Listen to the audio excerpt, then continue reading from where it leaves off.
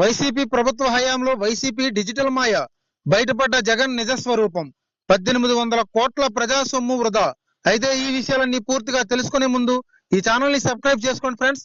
ఈ వీడియోని అయితే పూర్తిగా చూడండి ఫ్రెండ్స్. అప్పుడే మనకేంటంటే కంప్లీట్ గా ఇన్ఫర్మేషన్ అనేది తెలుస్తుంది. విలువలు, విశ్వసనీయత, క్యారెక్టర్ అని ఇప్పటికీ చక్కటి కబుర్లు చెబుతున్న జగన్మోహన్ రెడ్డి ముఖ్యమంత్రి హోదాలో ఏం చేశారో తెలుసా?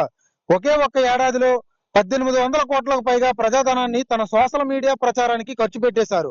సజ్జల భార్గవరెడ్డి నేతృత్వంలో నడిచిన వైసీపీ సోషల్ మీడియా విభాగం, వైసీపీ ఎన్నికల వ్యూహకర్తగా పనిచేసిన ఐపాక్ సంస్థకు ఖర్చును జనంపైనే రుద్దేశారు.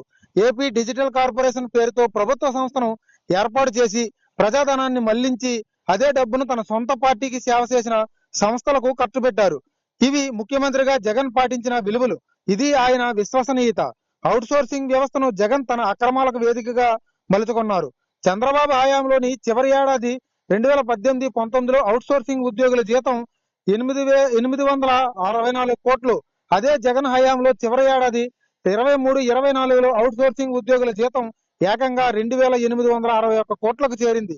అంటే మూడింతలకు మించి పెరిగింది. 11వ పిఆర్సీ కారణంగా అవుట్ సోర్సింగ్ ఉద్యోగుల జీతాలు నామమాత్రంగానే పెరిగాయి. అయితే వీళ్ళ జీతాలు అసలు పెరగనే లేదు. మొత్తంగా వారి వేతనాలు 864 కోట్ల నుంచి 1000 కోట్లకు పెరిగినట్లు అంచనా. 2023-24లో ఈ ఖర్చు 2860 కోట్లకు పెరిగింది. ఆయా శాఖల్లో అవుట్ సోర్సింగ్ ఉద్యోగులు భారీగా పెరిగారా అంటే అది కూడా లేదు. జగన్ హయాంలో కొత్తగా వచ్చింది ఏపీ డిజిటల్ కార్పొరేషన్ మాత్రమే. అయితే డిజిటల్ మీడియా కార్పొరేషన్ అనేది మాయా ప్రపంచం. ఎంతమంది ఎక్కడ ఏం పని చేస్తున్నారో ఎవరికీ తెలియదు. లక్షల్లో దేశాలు తీసుకుంటున్న ఆఫీసుకు రాని వాళ్ళు, భార్యాభర్తలు, వైసీపీ కేంద్ర కార్యాలయం దగ్గర బడ్డీ కొట్టు నడిపే వాళ్ళు ఇందులో ఉద్యోగులే.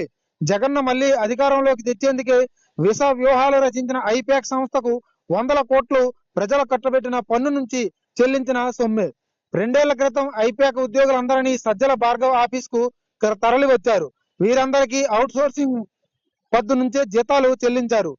AP central for financial system and services పేరిట మరో సంస్థను ఏర్పాటు చేసి అందులో దాదాపు 400 మందిని అవుట్ సోర్సింగ్ ఉద్యోగులుగా కూర్చోబెట్టారు. భారీ జీతాలు, చేసే పని మాత్రం టీడీపీ, జనసేన నేతలు సానుభూతి పరులపై అభ్యంతరకర పోస్టులు పెట్టడమే. ఇక సజ్జల భార్గవరెడ్డి తన సోషల్ మీడియా కార్యాలయాన్ని విజయవాడలోని స్కిల్ డెవలప్మెంట్ భవనంలో నిర్వహించారు. 100ల కొద్దీ ఉద్యోగులను చేర్చుకున్నారు. వీరి జీతాలు ఖజానా నుంచే చెల్లించారు.